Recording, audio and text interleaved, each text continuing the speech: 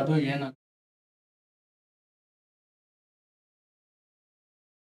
ಎಲ್ಲ ರಿಫ್ರೆಶ್ ಮಾಡಿದ್ದೇನೆ, ಎಲ್ಲ ಇದು ಮಾಡ್ಕೊಟ್ಟಿದ್ದಾನೆ.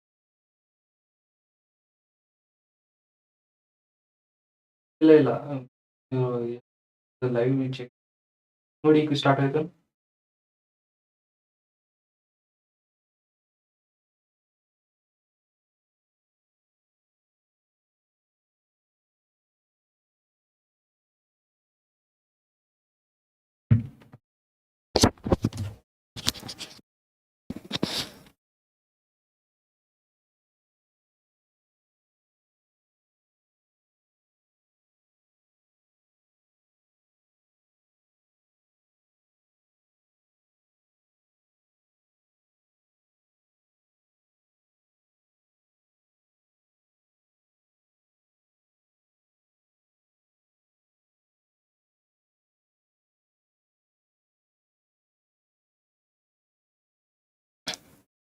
Hello everyone, welcome to the show The Focus Line.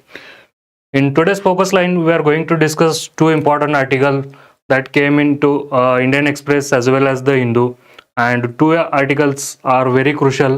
We are discussing the India-US relationship, and first article is very important from the perspective of the international relations, where we are going to discuss the India strategic autonomy, and in second article we are going to discuss about the Punjab flooding.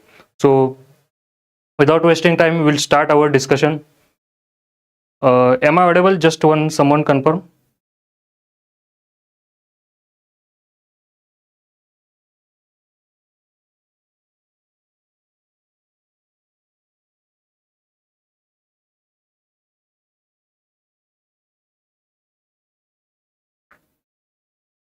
Okay, so we'll start our discussion. So from now onwards, we'll see the two articles.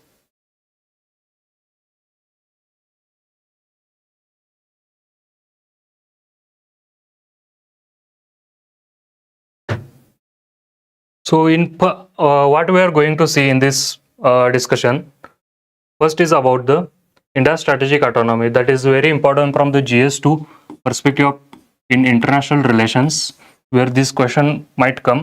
Second is in GS3, where we are going to discuss about the Punjab flooding, which comes under the disaster management. So these two articles we are going to discuss today. So we'll start our discussion with the first article, that is the India strategic autonomy.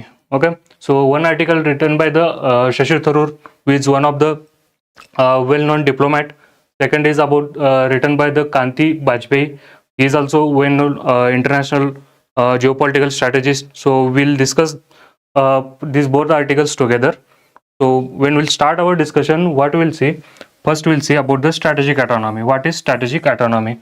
If you see what it actually means, it is our ability to take the independent decisions in the foreign as well as the defense matters. Okay, and in that, when we'll take the decision in foreign and defense matter, it should be without succumbing to external pressure. So it's all about the pursuing our interest without getting influenced by the third party. So this is all about the strategic autonomy. So in this particular article, what we are going to see, the multipolarity and us, what are their major challenges are there, what is our strategic autonomy mean in this multipolar world. Also we are going to see what are the opportunity, challenges, and the solution, how the strategic autonomy is a solution over it. So when we start the discussion, what we'll see, the first thing, that unsettling reality of multipolarity. So why it is unsettling reality of multipolarity? Because if you current world, if you see, it is not multipolar. So the Cold War era that is coming back. So what is currently doing? World is divided. It is the bipolar. How it is bipolar? Because if you see, when it comes to the economical and strategic part, the US and the China, two are the major economical powers. And what is the economical development happens, this revolves between the two countries. And when it comes to the strategic perspective or a geopolitical perspective, then it will be USA, Russia, and its allies. So if you are seeing the particularly the wars that happening, Ukraine war, that also the world divided between the USA and Russia. So that time what is happening? The world is the, if you want to describe the current geopolitics, then it's the bipolar. So that's why the author says that we need to unsettle the reality of multipolarity. Second is about the instability in multipolarity. Why there is instability? But if you see the what is exact meaning of multipolarity, when in certain alliance or the certain group, there are the 3+ countries. 3+ country comes together. But if you see the particular the development happening now, this about the instability multipolarity, what is happening? Certain group, you take the example of the Quad, and you take the example of the Shanghai Cooperation Organization. These two are the major organization where we see here in Quad also India is the one of the crucial partner, as well as in Shanghai Cooperation Organization, India is one of the crucial partner. But when it comes to the other geopolitical aspect, what happens? In Quad, India aligns with the USA.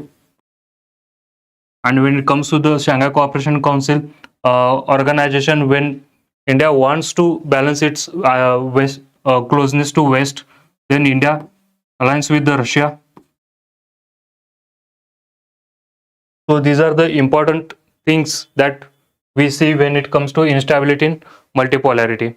So that's why there is instability, because the countries are not aligned with any multipolar world. So that is the one major aspect here. And if you see the second, that is consequences for India, what would be the consequences for India to align in multipolarity? Then if you see from the perspective of the consequences, what will happen? What is exactly happening here when it comes to the consequences? So when it comes to the consequences, what is happening? India is in the strategic dilemma,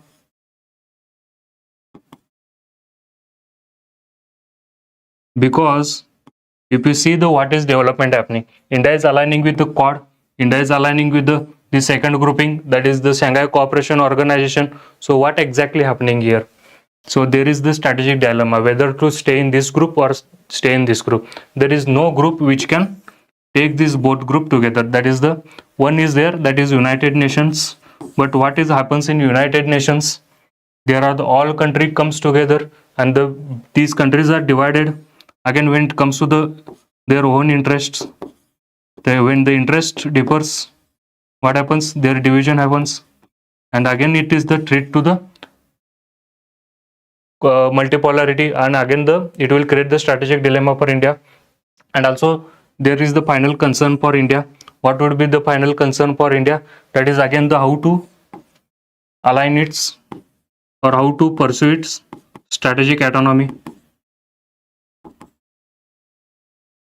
Because if you see the different groupings are there where India is aligning with different countries, and when it comes to the alienation alignment with different country, what exactly happens? There is threat to strategic autonomy. Previously we have seen during the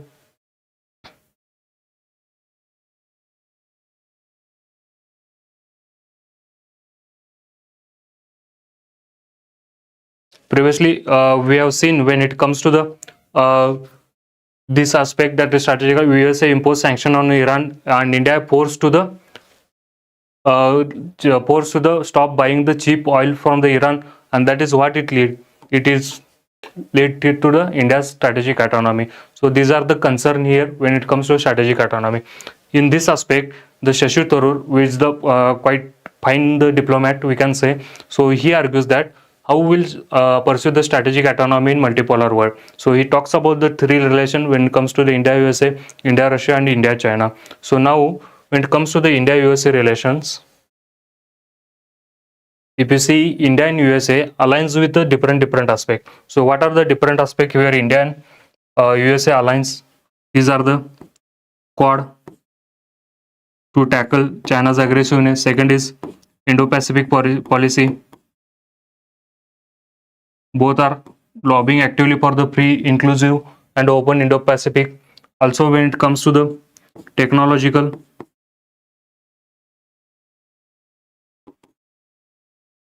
relations, again when it comes to the defense relations,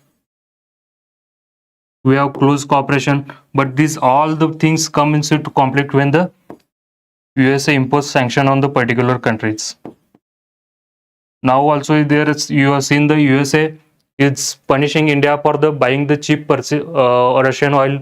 So they have imposed the 25% ad valorem duty. So there are the certain concern when it comes to the pursuing our strategic autonomy when it comes to the India-USA relations. Same thing when it comes to the India and Russia relations.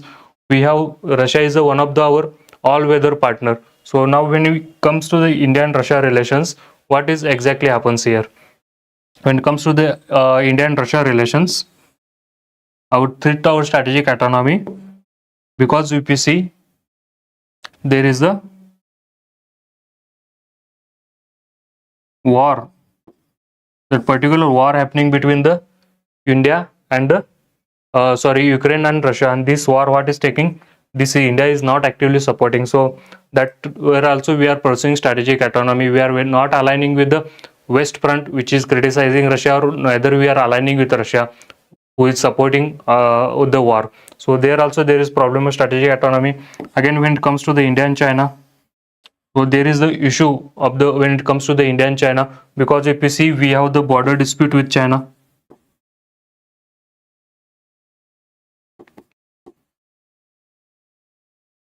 So when it comes to the border dispute, we have seen we have the close, very strategic ties when it comes to the trade relations. China is one of our biggest importer,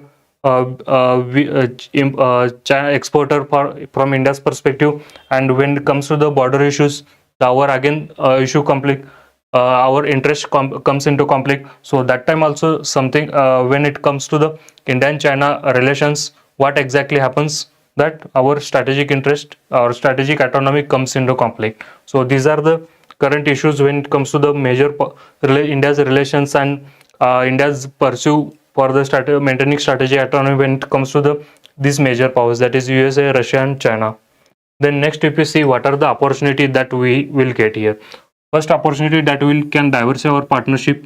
Okay, if you are pursuing strategic autonomy, we are putting our interest at a core, and then we are deciding to align with which country. So that time this gives opportunity to diversify partnership. If we see when it comes to regional stability, we align with the Russia, China in Shanghai Cooperation Organization. When it comes to the geopolitics, we align with the USA through the Quad. And current if you see after US tariff war, what we are doing, we are again the normalizing our ties with China. So it is gives us opportunity to diversify partnership.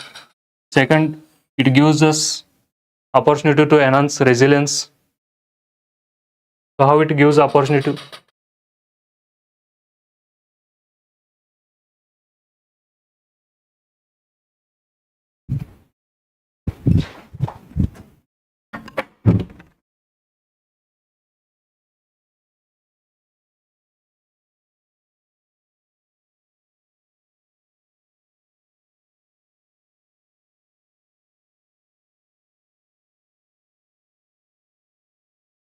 So how will it will enhance resilience? Because the maintaining with relations with a different country, automatically it will directly lead to resilience in partnership, resilience in supply chain. In when it comes to the critical mineral security, energy security,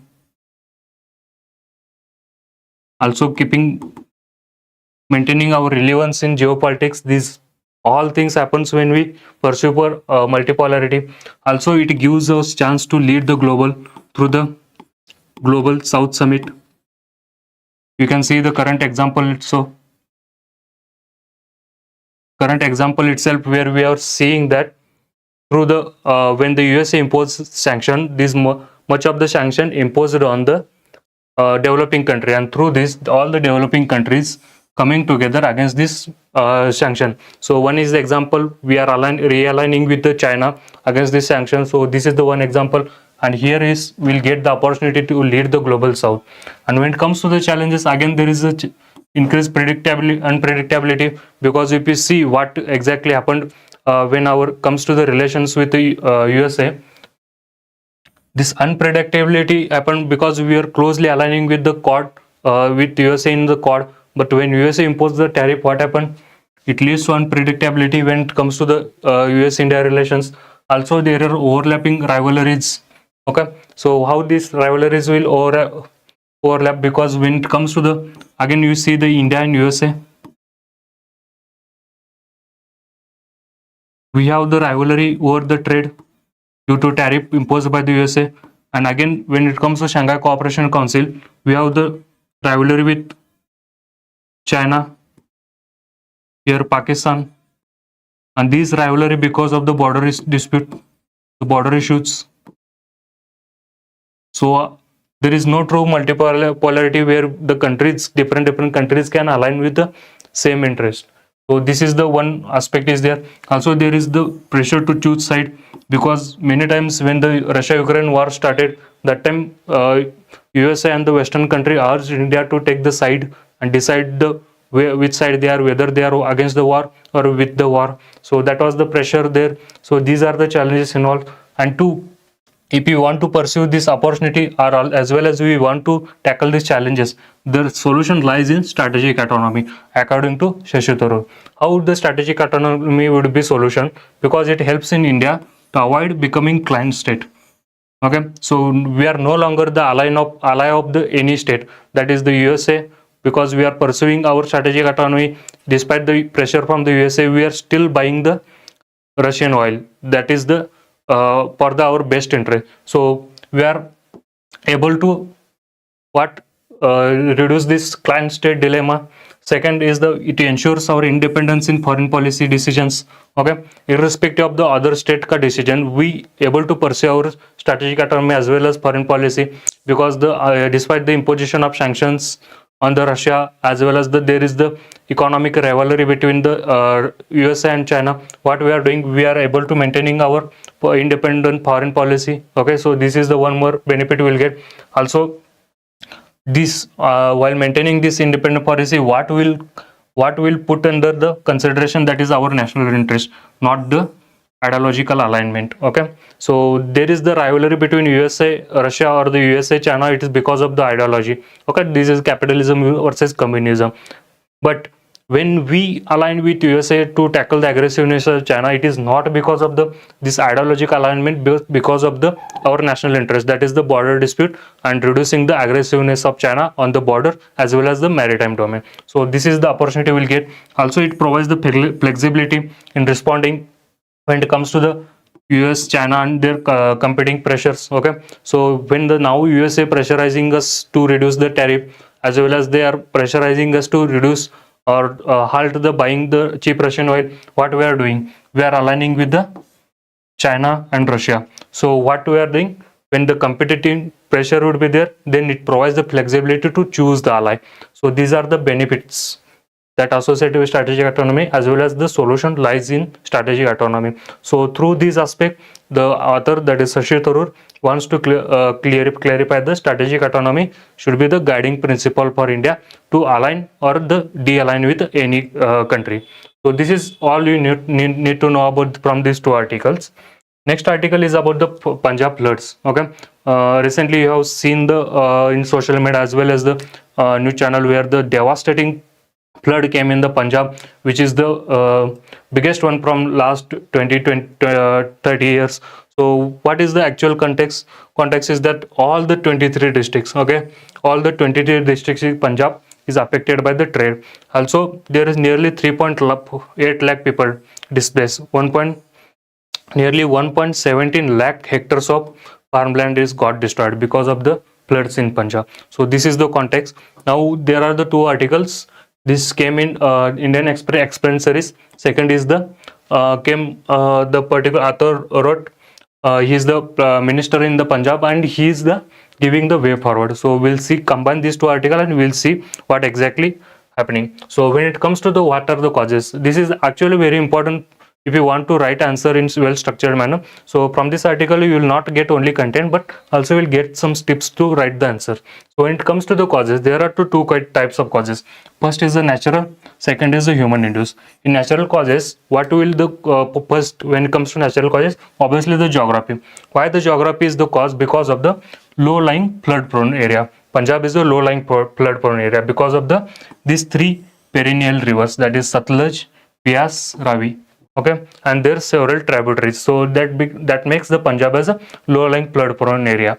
Second is the heavy monsoon that happening in Himachal and the Punjab region. Also the climate change that intensified it. Okay, the flash floods, the intensity of flash floods as well as the cloud burst is increasing in the Himalayan region, and that is directly linked into the floods in the Punjab because of the major these tributaries flows from the Himalaya to the Punjab.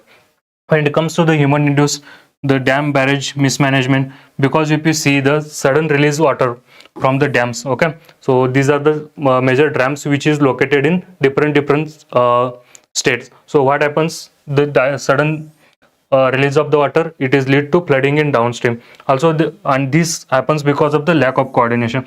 Now if you see these dams located in different states, so for that what we need, the need of coordination between authority, and this coordination is lacking now, and that's why the sudden release that is causing floods in downstream.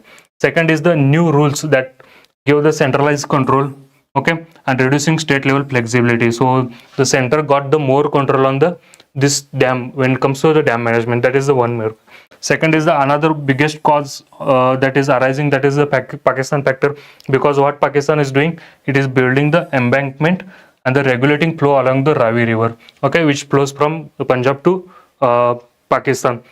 And what is coming making it is committing asymmetric flood pressure in the Punjab, that is the upper bank region. So that is the one Pakistan factor is also playing here. Second is the governance failure. Okay, how the governance failure happening because of the delay in opening floodgates. Okay, again the poor coordination between the state and the other between the states as well as the center. Also inadequate early warning system for villagers and farmers, and these are because of the governance failure, and the major issue lies in this poor coordination. And also there is a structural issues. Okay, what the structural issues? Because of created by this Indus Water Treaty. What Indus Water Treaty? This came in concluded in 1960. So that time the climate change, okay, or these modern hydrological challenges were not prominent, but now we are seeing the challenges posed by this climate change. And what is this happening? It is directly